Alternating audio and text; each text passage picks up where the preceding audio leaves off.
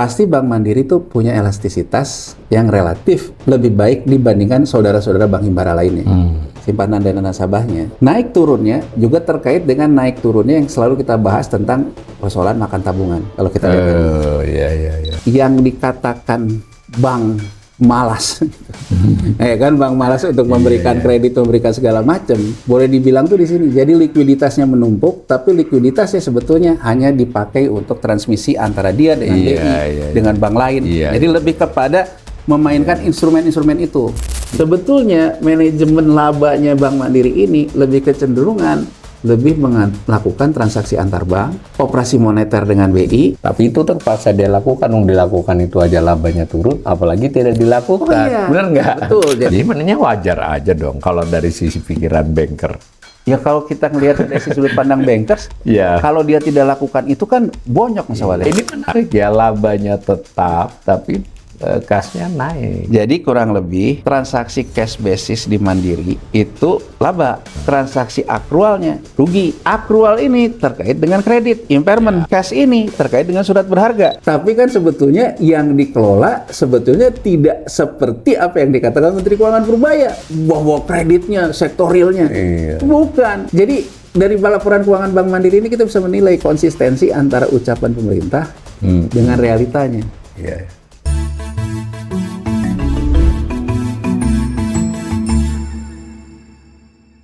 Salam cerdas, komunitas pembelajar yang saya hormati, berjumpa kembali dengan saya di kanal Awali Rizki dalam sesi ngobrol ekonomi.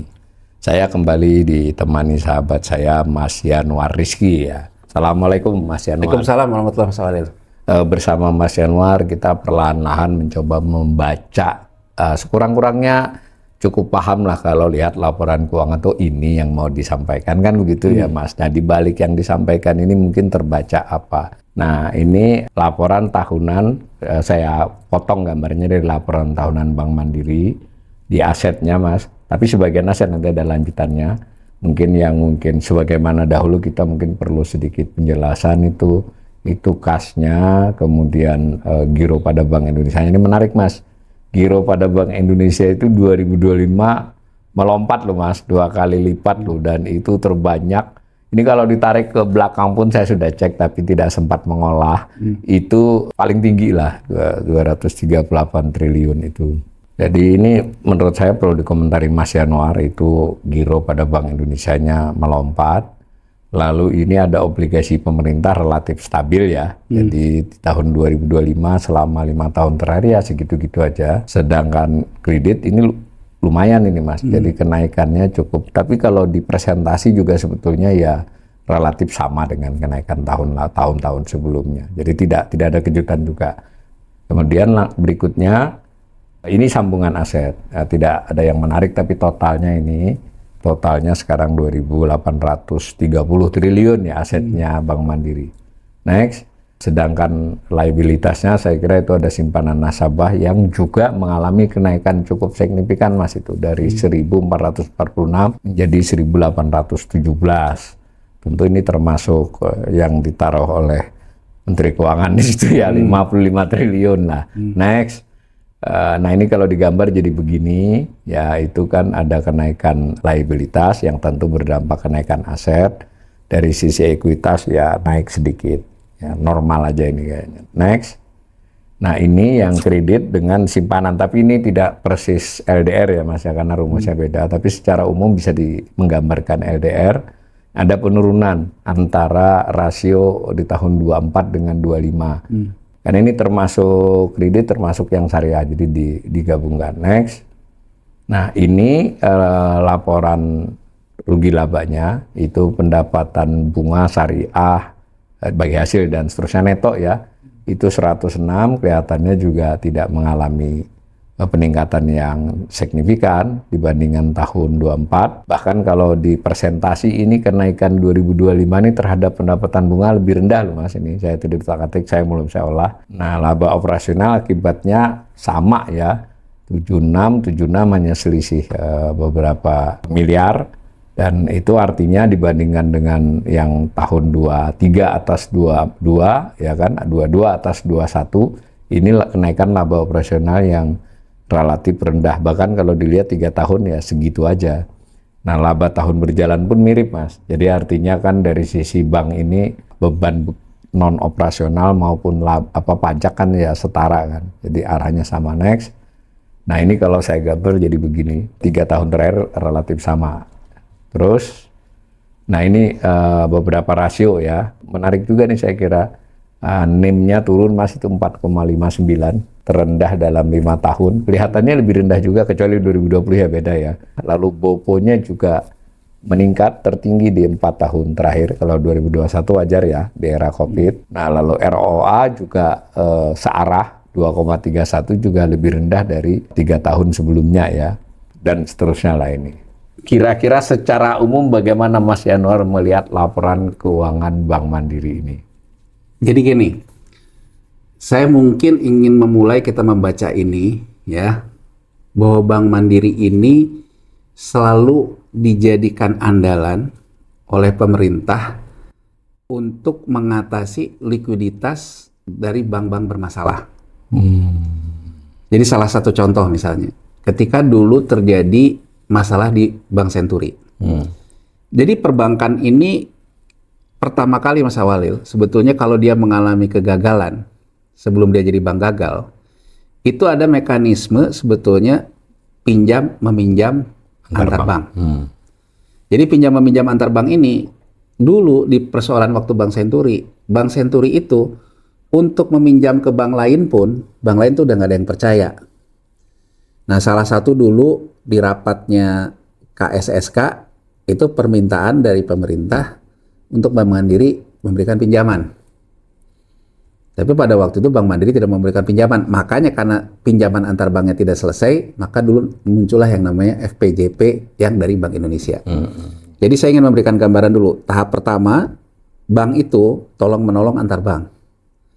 Kalau tolong menolong antar bank nggak bisa, ke BI. Kalau BI juga nggak mau nolong, dijadiin bank gagal. Masuk ke LPS, bank gagal. Tahapannya seperti itu. Nah, ini bisa dilihat di laporan keuangan Mandiri tadi.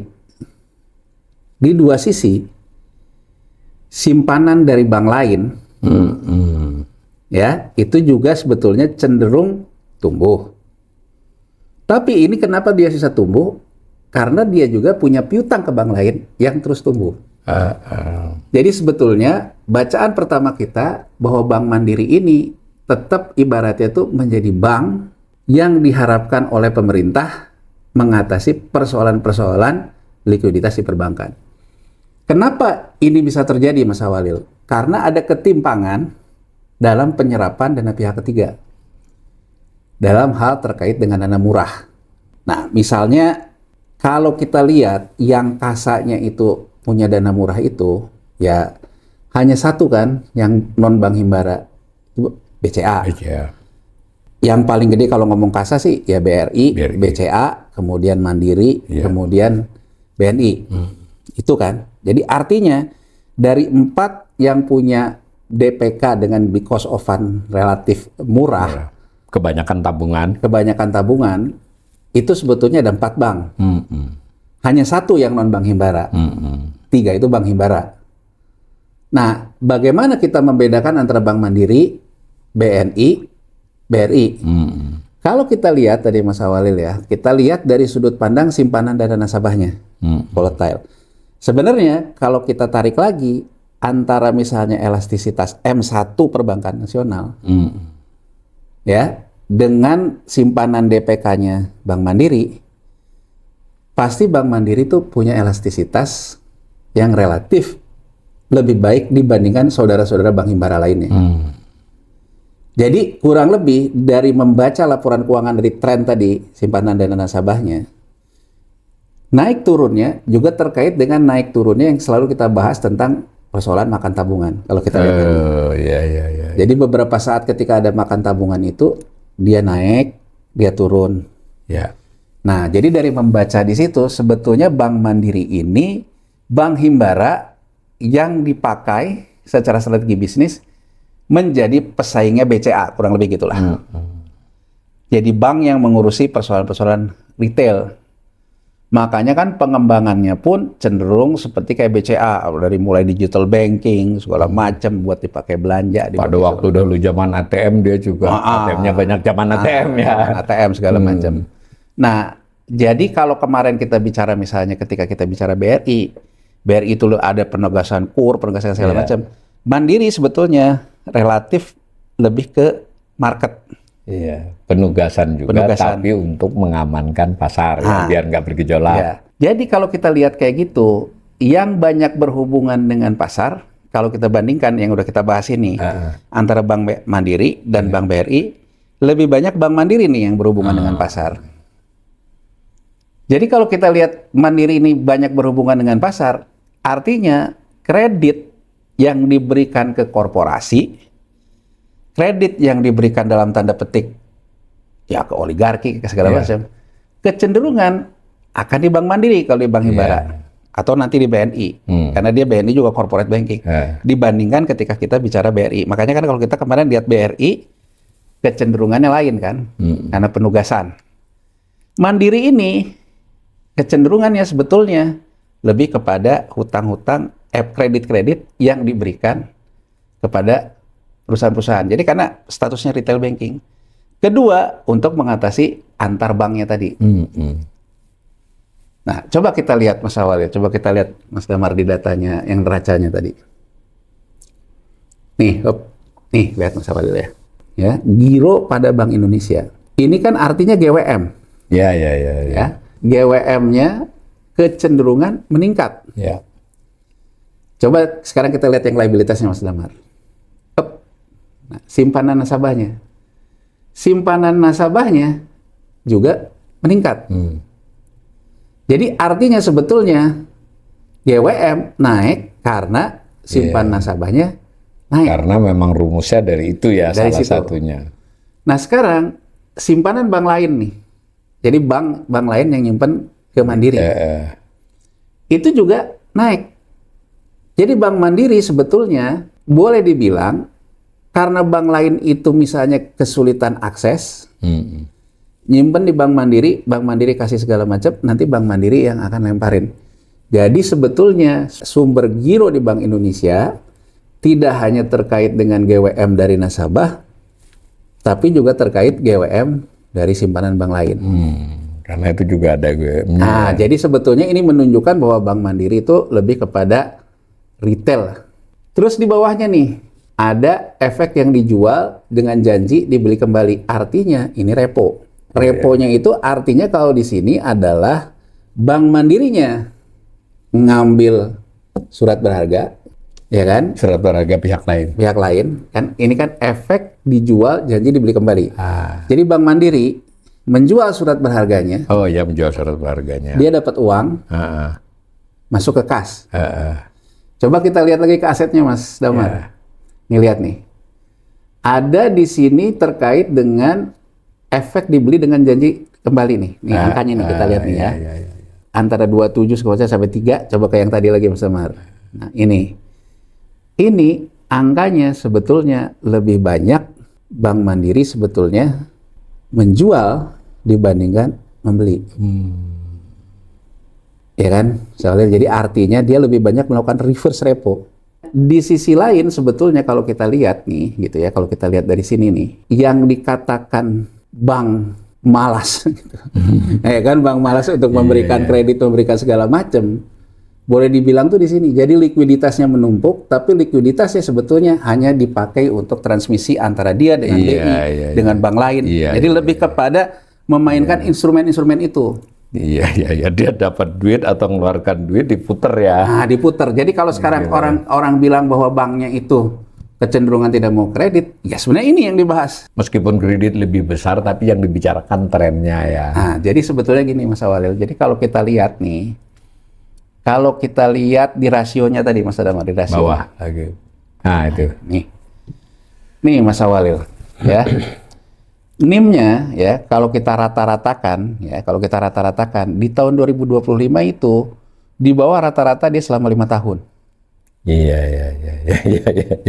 Ya kan, di bawah rata-rata dia selama 5 tahun. Paling rendah itu. Boponya itu sebetulnya Kalau kita rata-ratakan Juga lebih tinggi ya. lebih tinggi. Artinya sebetulnya Bank Mandiri ini punya persoalan bahwa yang namanya pendapatannya, semakin dia punya pendapatan yang semakin tinggi, bebannya pun makin tinggi. Nah, kalau kita lihat ya, coba kita lihat dari sisi rasio laba rugi terhadap aset. Return on asetnya gitu ya, di 2025 juga rendah, turun. Terhadap ekuitas juga turun. Konsisten ya itu ya. Fee based income terhadap total pendapatan operasional naik. Artinya sebetulnya Bank Mandiri lebih mengandalkan retail. Artinya menyaingi BCA. Untuk jadi orang bisa segala macam transaksi di mana. Jadi yang naik itu terkait dengan Tidak terkait dengan pinjam meminjam ya. pinjam meminjam. Jadi terkait dengan fee based income-nya. Fee based income. Terkait dengan operasi dia, terkait dengan yang namanya fungsi kredit, fungsi segala macam, menurun.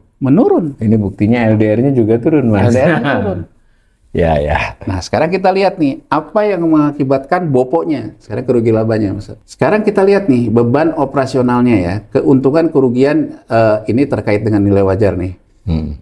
Nah, nih di atas nih Mas Walid. Pembentukan cadangan kerugian penurunan nilai yang di-impair nih. Ya, yang di-impair. Saya selalu mengulangi, 2020 itu ada penetapan PSHK baru, makanya angkanya besar. Yang di 21 sudah langsung besar ya. Langsung besar. Tapi setelah itu angkanya sebetulnya kecenderungan mulai konsisten di angka-angka seperti itu. Terus sekarang pemulihannya, nih ya, pembalikan penyisian estimasi kerugian. Jadi kan setelah dia diimpair, dicatat, begitu nanti masuk lagi ternyata ada yang bayar. Pemulihan, gitu ya. Pembalikan pemulihannya nih ya. Dia kalau kita lihat cenderung tidak pulih sebetulnya. Iya. Ya kan, cenderung tidak pulih. Artinya sebetulnya kembali lagi Bank Mandiri banyak juga ngegendong BUMN terkait dengan modal kerja.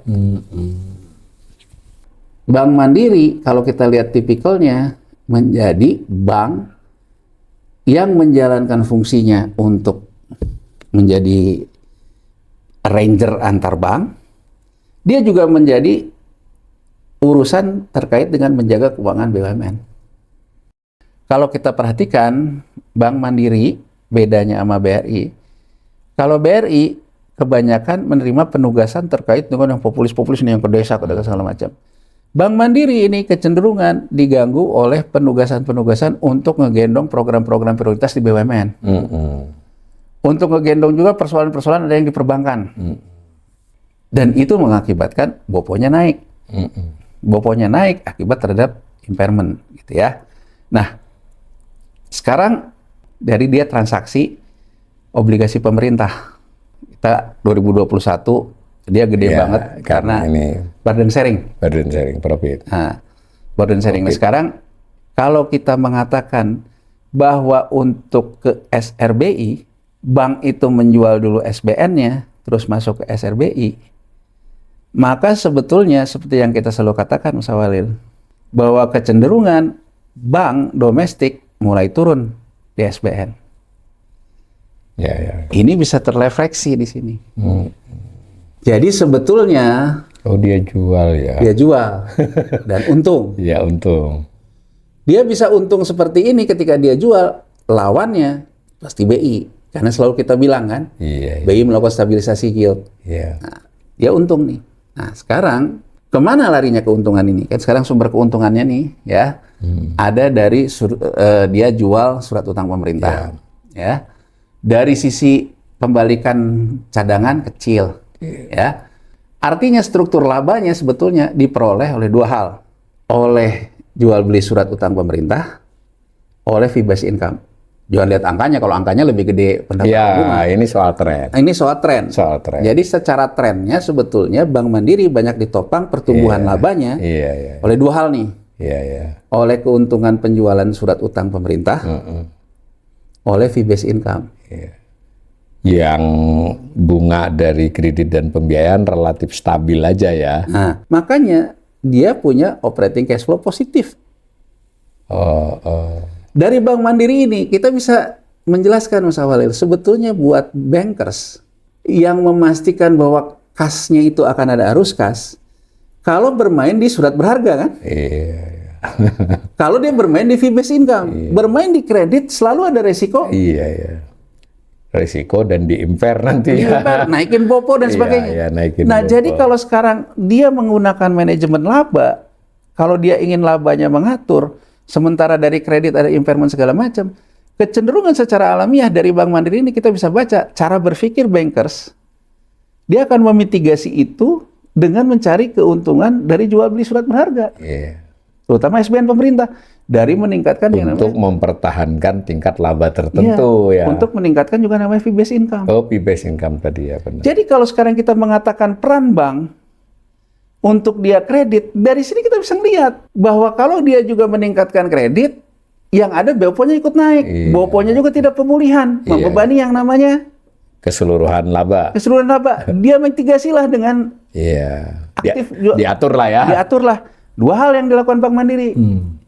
Problemnya adalah bahwa Bank Mandiri itu banyak mengakibatkan yang namanya fungsi-fungsi kreditnya, cara berpikirnya, kecenderungannya, dia lebih memikirkan kepada yang namanya cash flow kan. Cash flow. Nah, sekarang kita lihat nih, Mas Awalil nih, coba kita lihat ke asetnya. Nih, tadi yang saya bilang, kasnya naik terus. Berbeda ketika kemarin kita membahas BRI, operating cash flow-nya turun secara rasio. Ini kalau kita lihat, operating cash flow Bank Mandiri naik terus. Ada duit ya, ada duit cash. Jadi kalau boleh kita bilang, buat bank, kalau dia ingin melakukan manajemen laba, sebetulnya jauh lebih menguntungkan bagi dia bermain di fungsi treasury, bermain di fungsi fee based income, bermain di fungsi transaksi antar bank. Kredit selalu membawa resiko. Iya. Itu kita kemarin lihat kan, BRI yang banyak penugasan-penugasan, di Mandiri operating cash flow-nya cenderung stabil. Nah, terus kan selalu ada yang dibilang, udah uangnya saya berikan, disedot Nggak balik disalurin, iya. oleh BI. Ini kita lihat masalahnya, giro di Bank Indonesia-nya pun naik. Iya.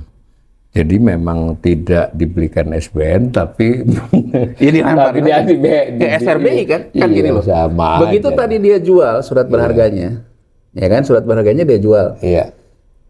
Dua kemungkinan kan, masuk ke kas atau masuk ke BI lagi.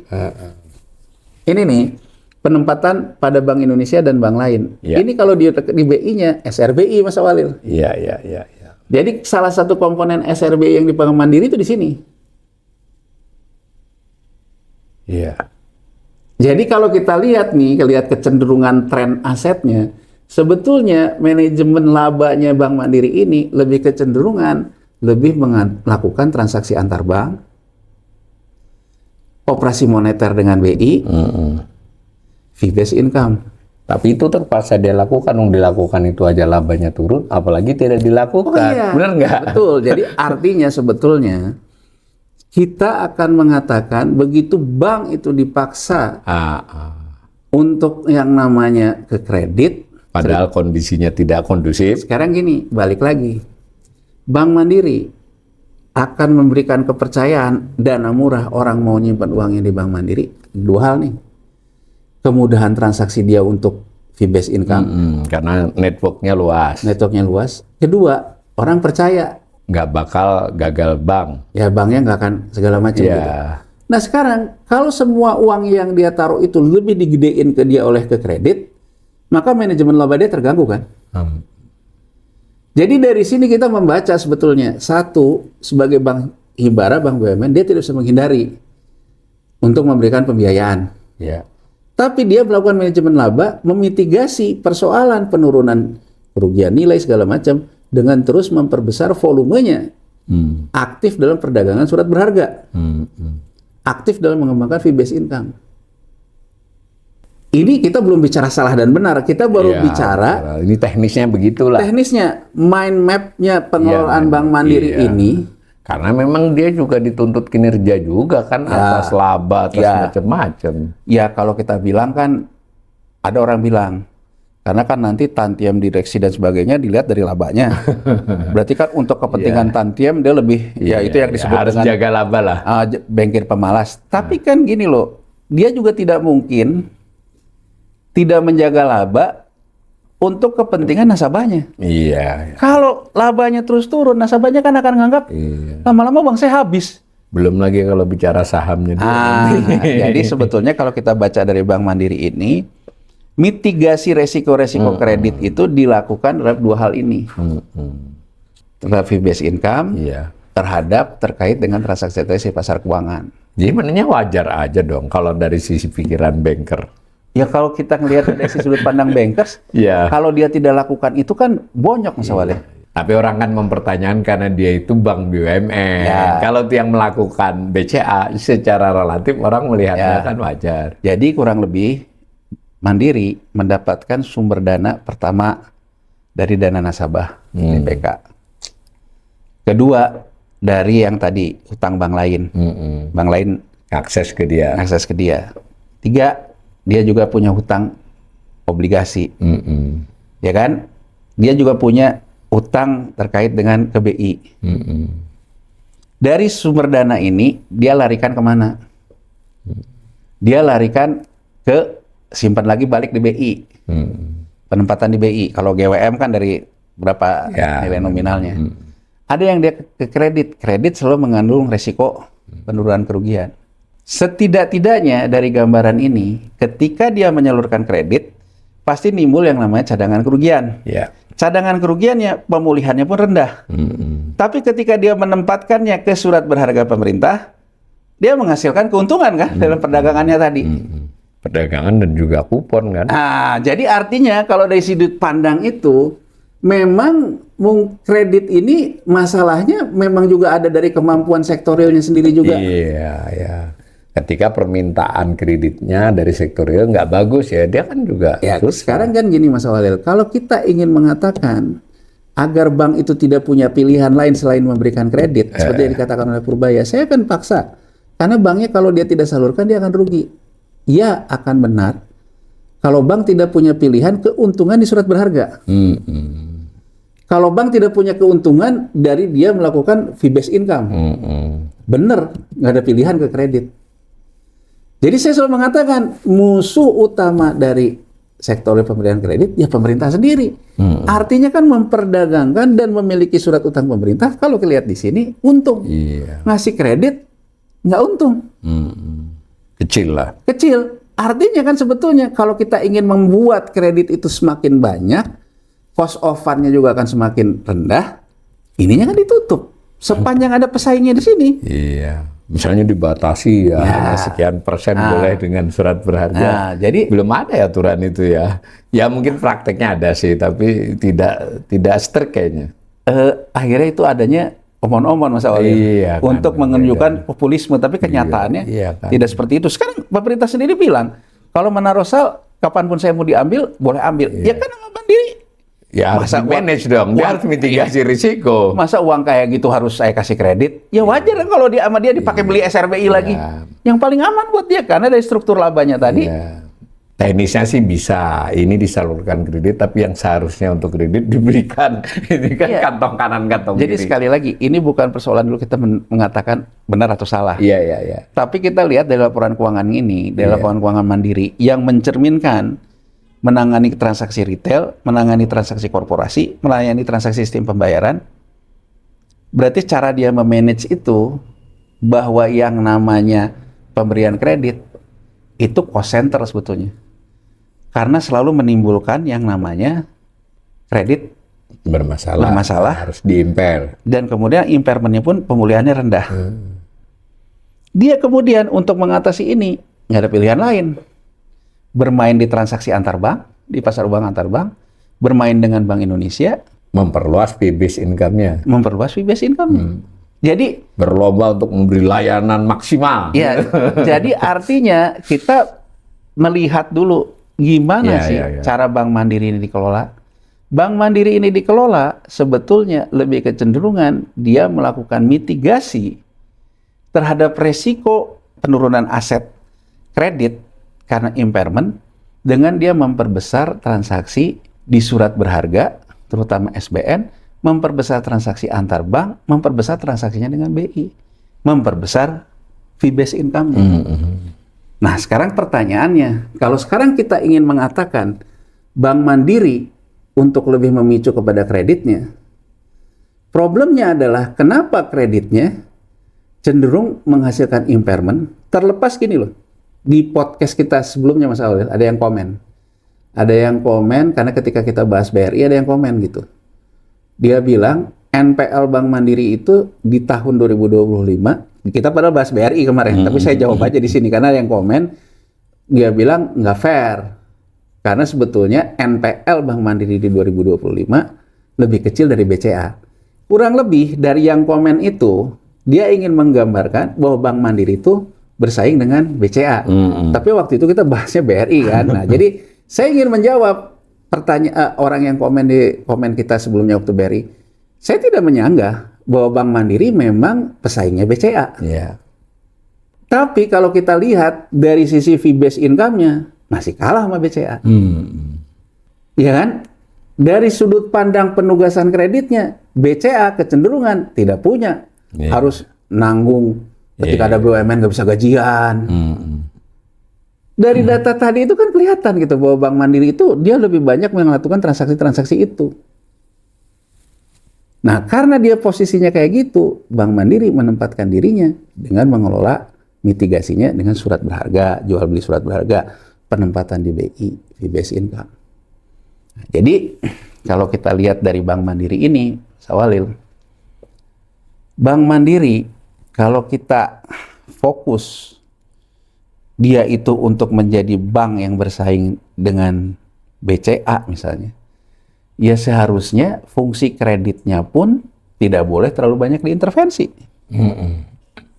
Tapi kan gini logikanya.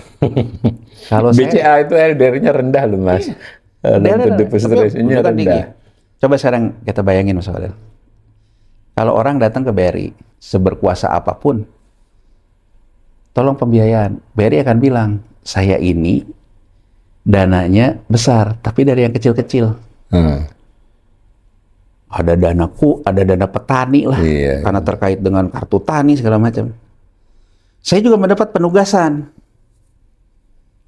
untuk ke kredit di bawah. Kecenderungan bisa nggak ngambil kuenya di BRI? Bisa, tapi kecenderungan kuenya itu udah menyempit Mas Aurel.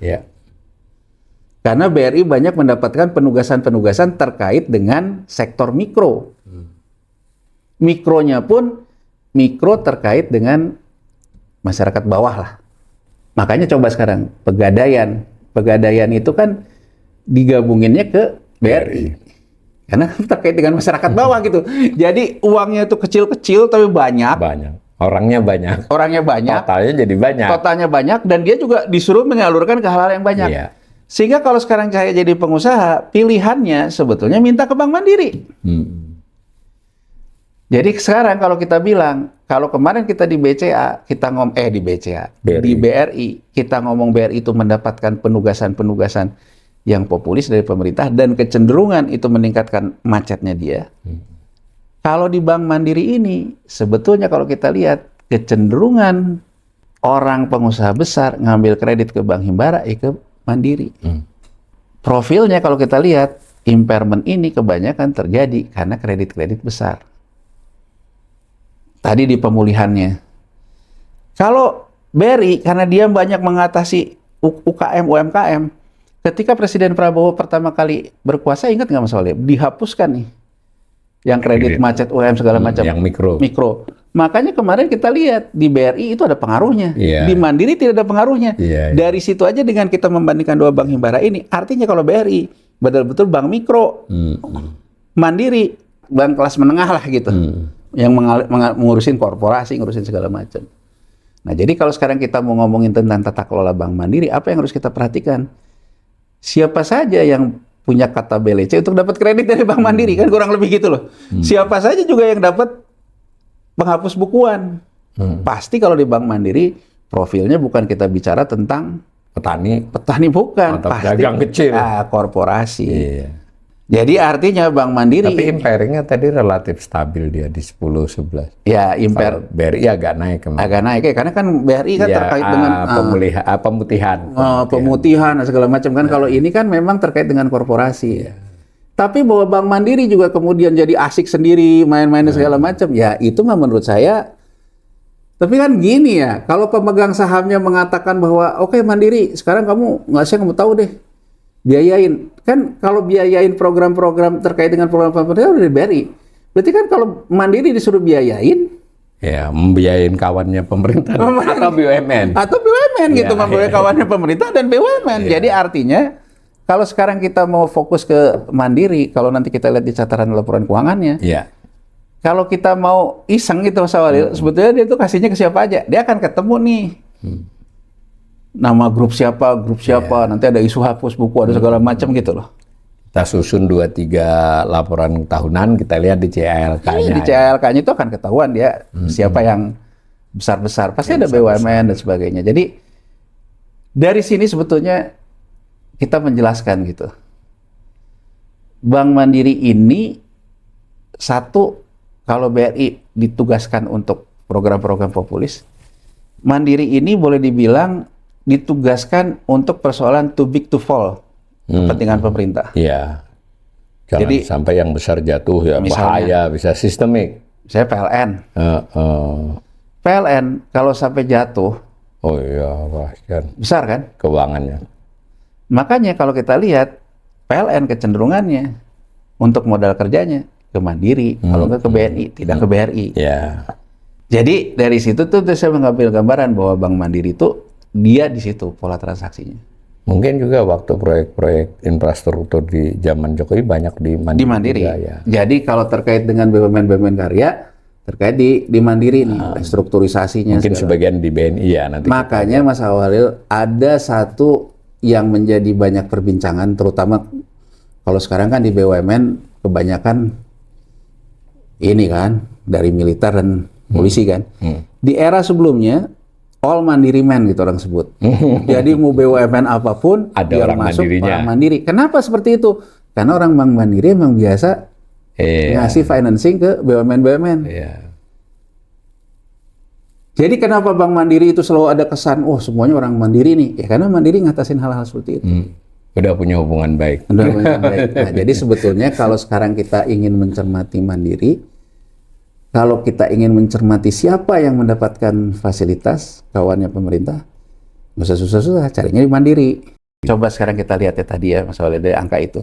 Labanya cuman kecenderungan bertahan aja loh. Turun. Kalau nilainya bertahan, tapi rasionya turun. Ini kan menarik nih, di 2025 Yang usaha sama lah, sama. ya cenderung sama kan. Ya cenderung sama 3 tahun. Tapi kasnya naik.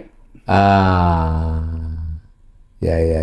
Artinya sebetulnya laba ini banyak digerogoti sama impairment. Ya. Tapi pendapatan kas dia yang dari jual-jual surat berharga, yang dari fee based income-nya masuk jadi kas. Kasnya naik nih. Iya, kasnya naik. Beda sama BRI kemarin loh. Iya. BRI itu kasnya juga turun. Turun. Ya kan? Kalau ini Ya ini menarik ya, labanya tetap, tapi kasnya naik. jadi kurang lebih transaksi cash basis di Mandiri itu laba. Nah, Transaksi akrualnya rugi. Akrual ini terkait dengan kredit, impairment. Cash ini terkait dengan surat berharga. Ya, trading. Terkait dengan trading, terkait dengan fee based income. Fee-based income. Kalau ngelihat kayak gini, kalau Mas Awalil sekarang pilihannya jadi bankir, Mas Awalil mau terus ke sini yang ujung-ujungnya bisa mengurangi laba. Atau Mas Awalil ngegedein yang ini. Atau Mas Awalil bilang, ya kalau ini saya nggak bisa tolak karena Bank Himbara saya penugasan. Begitu saya ada nambah di sini, pasti saya juga nambah di sini. Untuk mitigasi ya. Untuk mitigasi. Mitigasi untuk bank saya dan untuk diri saya sebagai bankir. Iya. Dua-duanya kan? Jadi kalau sekarang kita lihatnya dari sudut pandang populisme, bankir pemalas, malah mainnya uang masuk malah diserap balik ke BI kan begitu ya? Iya. Yang dikatakan oleh banyak buzzer-buzzer itu. Tapi kan kalau sekarang kita ngelihatnya dari kacamata bankirnya, saya kan harus memang mengelola laba, Mas Awalil, karena laba itu mencerminkan kepercayaan nasabah untuk naruh duit di saya. Kalau sampai rugi ya ngeri kan? Ya, artinya kalau kita ngegas ke sini, semua dibuang ke sini, tetap akan menimbulkan masalah terhadap labanya. Jadi sampai 2025 sebetulnya Bank Mandiri masih mencoba memanage ini. Iya. Walaupun di bawahnya cenderung akhirnya tetap. Iya. secara nominal. Tapi operating cash flow-nya naik tajam. Rasio-rasio pun memburuk sedikit. Jadi artinya kalau kita ngelihatnya dari fungsi bank sebagai korporasi yang harus dalam teorinya itu menghasilkan laba, menghasilkan cash, strategi Bank Mandiri ini ya strategi yang sesuai dengan konsep itu. Iya, iya. Tapi kalau kita melihat bank sebagai perannya pemberian kredit, Iya. enggak. Tapi rata-rata banknya begitu kan sekarang berpikirnya itu. Bank sebagai berfungsi intermediari itu ada di dalam undang-undang perbankan dan di dalam buku ajar SMP SMA. Tapi dalam prakteknya mereka harus memanage ya. Intinya gitu kan. Intinya Mas Awalil, kita non perbankan mikir dari kepentingan kita masyarakat. Pihak yang bukan bankir lah. Pihak yang bukan bankir mengharapkan kita tuh dibantu sama bank. Problemnya, bank ini uangnya bukan uangnya sendiri. bukan uangnya sendiri. Uang itu kebanyakan uang nasabah. Iya, ya harus memikirkan kepentingan nasabah. Agar dia orang percaya untuk nyimpan uang ke dia, sehingga kasanya bahkan naik, tidak menarik. maka dia harus memberikan kepercayaan bahwa bank dia bisa memanage laba. Ya kan Mas Walil? Aman lah uang kamu di sini. Aman. Jadi ini kan kembali lagi ayam sama telur, ayam dulu apa telur dulu? Ibaratnya untuk saya membuat bahwa yang namanya sektor real bagus, ada ayamnya dulu. Telur dulu apa ayam dulu nih? Ini kan gitu ya. Nah, dalam realitanya akhirnya kalau kita dari kacamata banknya bisa dipahami. Kalau dia dapat ini, dia lariin lagi ke SRBI. Karena dia memang memanage cash flow. Jadi dari laporan keuangan Bank Mandiri ini sebenarnya kita bisa memotret apa yang selama ini kita bahas nih. Bahwa bank itu pada dasarnya mengelola cash flow. Ya memang teorinya juga begitu sih. Sekarang coba bayangin sama Mas Walil ya. Sama Mas Walil. Kalau dia gedein terus ke kredit. Kreditnya kan tadi turun LDR-nya. LDR-nya turun. LDR-nya turun aja. Itu kan dia hanya bisa mempertahankan laba loh Mas Walil. Secara nominal dan secara rasio turun. Sekarang kita asumsikan. Boponya juga terpengaruh ya. Terpengaruh. Kalau sekarang LDR-nya dinaikin. Ya kan soal LDR dinaikin. Dipaksa dinaikin. Yang ada impairment. Impairmentnya karena dia menaikkan alokasi ke kredit, dia tidak bisa memitigasi untuk menutupi keuntungan dari trading surat berharga. Cash flow-nya sudah berkurang. Maka yang akan terjadi kan sebetulnya laba akhirnya kan turun. Kalau laba akhirnya turun, orang kan ngelihat bottom line-nya aja. Kok turun? Makanya di komen kita sebelumnya ada yang berargumen. Bank Mandiri itu NPL-nya, walaupun kita bahas BRI kemarin. Anda gitu bisa bayangin ya? Kan kurang lebih yang komen di podcast kita soal Bank BRI kemarin, dia ingin memberikan kritik ya kepada kita, jangan gitu dong sama Bank BUMN. Kan Bank BUMN itu juga masih bisa dipercaya. Dia juga merefernya Bank Mandiri kemarin, kalau kita bahas BRI. Saya ingin menjawab itu, betul. Tapi kan sebetulnya yang dikelola sebetulnya tidak seperti apa yang dikatakan Menteri Keuangan Purbaya. Bahwa kreditnya, sektor realnya. Bukan. Dia bisa mencapai itu ya sebetulnya dengan apa yang... Jadi dari laporan keuangan Bank Mandiri ini kita bisa menilai konsistensi antara ucapan pemerintah dengan realitanya. Atau yang seperti sering juga salah satu masalah yang sering diutarakan Mas Yanwar, kan kredit tadi pun sudah diutarakan, kredit itu tidak hanya urusannya si bankir, tapi urusan sektor realnya, karena permintaan penawaran kan. Kalau sektor real artinya kondisi ekonomi sedang kurang baik, apalagi tidak baik, itu tentu menambah risiko dari sisi bank kalau dia menyalurkan kredit kan. Bahkan sektor real pun belum tentu minta kan, karena dia susah. Gimana Mas kalau gitu? Ada nggak pengaruh itu? Kita bisa lihat Mas Walil, dia menurunkan LDR aja, boponya naik. Berarti kredit yang diberikan kemarin meningkatkan impairment. Kalau kita lihat tadi, impairmentnya kecenderungan stabil, tapi kita lihat pemulihannya rendah. Itu. Jadi kurang lebih gini loh Mas Walil, kurang lebih apa yang terjadi dari Bank Mandiri ini kita bisa ngelihat gini loh. Ini seperti kayak bank kasih ibu. Hanya memberi tak memikirkan kembali, kurang lebih begitu loh Mas Walil. Nah, dalam peristiwa seperti ini sebetulnya Kalau bukan penugasan, nggak mungkin. Iya. Kalau bukan kata BLC, nggak mungkin. Ini bisa dikatakan terutama sekali mulai terasa ketika ada proyek-proyek infrastruktur di era Jokowi ya. Jadi artinya sebetulnya sektor real itu akan dibiayai pun menggerogoti labanya perbankan. Artinya dari laporan keuangan Mandiri ini, LDR-nya diturunin aja, BOPO-nya naik, menggerogoti laba.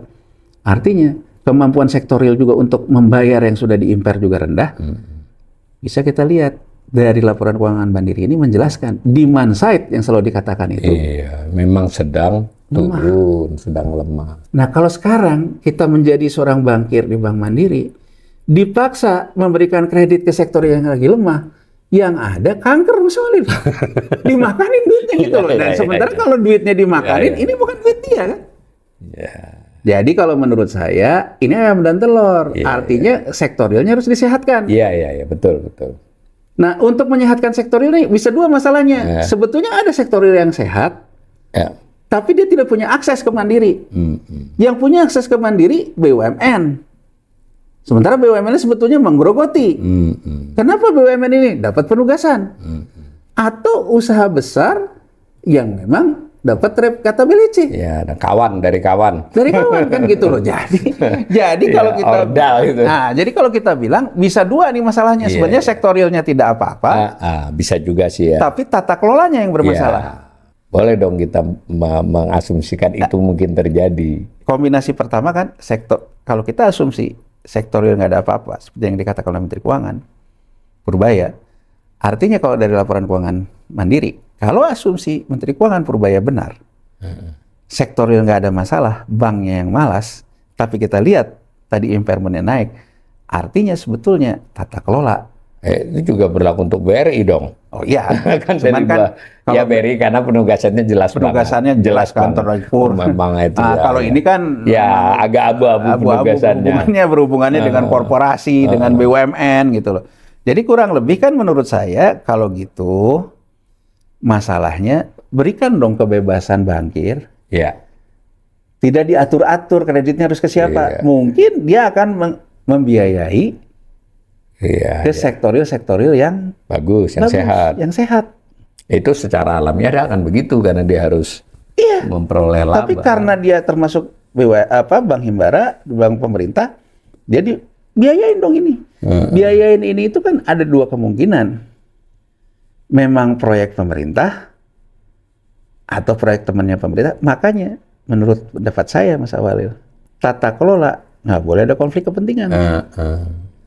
Orang Mas Awalil, ini sekalian juga karena orang sekarang banyak menyoroti tentang business judgment rule, kriminalisasi kredit macet dan sebagainya. Kalau saya Mas Awalil berpendapat, ini kredit macet nih. Kredit macet itu kan akhirnya akan diimpair. Diimpair tidak jadi pemulihan. Begitu dia tidak jadi pemulihan kan dibiayakan. Dibiayakan mengurangi modal. Itulah menjadi kerugian negara kan. Karena modalnya modal negara. Menurut pendapat saya, sepanjang ketika saya memberikan kredit ini tidak ada konflik kepentingan, ini yang dikatakan business judgment rule. Murni atas memeriksa proposal dan sebagainya, keadaan ini layak waktu itu ya. Tapi kalau misalnya, tahu nggak misalnya bahwa kalau membayar jalan tol itu pendapatan dia aja untuk bayar kredit aja nggak dapat. Oh enggak, ketika kita membuat forecasting segala macam itu semua benar. Pertanyaannya, benar atau dibuat benar agar bisa dibiayai? Di sini kan selalu sebetulnya ini yang akan menjadi kunci nih. Ya, apakah ini business judgment rule atau bukan? Jadi kalau menurut pendapat saya, sepanjang tidak ditemukan unsur konflik kepentingan, transaksi benturan konflik kepentingan, rugi itu biasa Mas Awalil. Namanya juga keputusan. Bisnis bisa. Nah, tapi karena persoalan ini selalu terkait dengan tata kelola itu, terkait dengan ada hal-hal tertentu, konflik kepentingan, sebenarnya yang jadi masalah tuh bukan keputusan memberikan kreditnya, tapi konflik kepentingannya. Dan konflik kepentingan biasanya ada intervensi dari luar ataupun dari dalam sendiri. Karena dia ini terlalu rumit Mas Awalil. Kalau sekarang main fee based income, main jual beli surat berharga, kecenderungan ini kan Iya, kecil, walaupun ya ada. Ada. Dan sekarang beberapa kasus Bank Mandiri misalnya terkait dengan belanja teknologinya di KPK. Ya. Ini kan terkait fee-based income. Ya, Artinya kan bisnis ada juga, bisa juga. Korupsi-korupsi tradisional lah Ya, terkait dengan pengadaan. Ya. Nah, tapi tidak terkait dengan kredit. Iya. Di SBN misalnya jual beli, milih siapa brokernya, siapa Iya, ininya gitu loh. Ini juga kan potensi. Tanda petik itu kecil lah persentase. Nah, Kalau kredit bisa macet total. Macet total. Ini kan juga ada kemungkinan itu. Jadi ya kalau kita membaca Bank Mandiri ini, ya Bank Mandiri ini memang mimpinya pemerintah sebagai pemegang saham, kelihatannya Bank Mandiri ini ingin bersaing dengan BCA. Karena nanti ketika kita bahas BNI, sebetulnya yang nanti corporate banking itu lebih banyak BNI. Iya, Jadi sebetulnya Mandiri ini masih ada yang bukan corporate-nya. bukan corporate, yang retail. Jadi memang menjadi pesaingnya BCA lah. Iya. Jadi mimpinya itu menjadi bank retail yang gede. Itu ya pemirsa, sekali lagi semua yang dijelaskan Mas Yanuar berdasarkan data-data yang dimiliki beliau, saya miliki juga, dianalisis tentu dengan cara membaca tertentu yang sudah dijelaskan. Dan itu menghasilkan pendapat. Tentu saja orang dengan data yang sama bisa beda berpendapat lain. Atau dia mungkin ya tadi seperti yang komentar, mungkin punya data yang lebih banyak karena dia punya akses. Ya silakan berpendapat. Baguslah kita bisa belajar dari itu. Demikian ya. Nanti kita masih akan berbicara laporan keuangan berbagai entitas di Indonesia. Terutama entitas-entitas keuangan yang cukup besar. Terima kasih. Sama-sama.